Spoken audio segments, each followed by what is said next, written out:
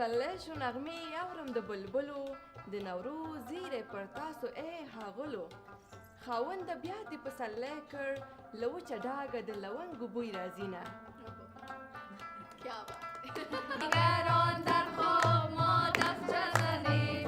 سمنک در جوش ما کفچه زنیم دیگران در خواب ما دفتر زنیم سمنک بذر بهار است گله شب زنده دار است این خوشی سال یک بار است سال دیگر یا نصیب سمنک در جوش ما کفچه زنیم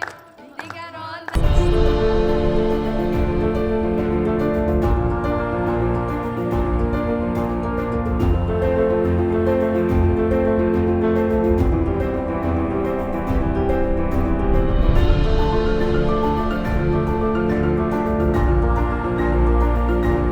بخوان بدره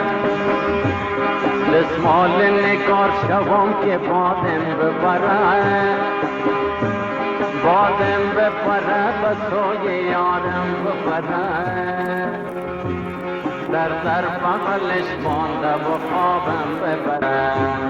بادم بپره به سوی یارم ببره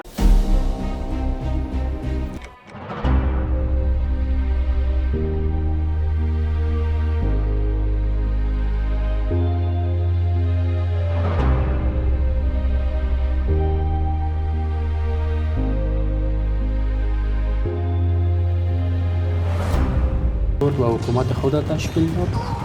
و او یگانه تلاشش بود که باید یک زندگی مشترک بین باختریا و خود یونانی ها تشکیل شود. بعد دستور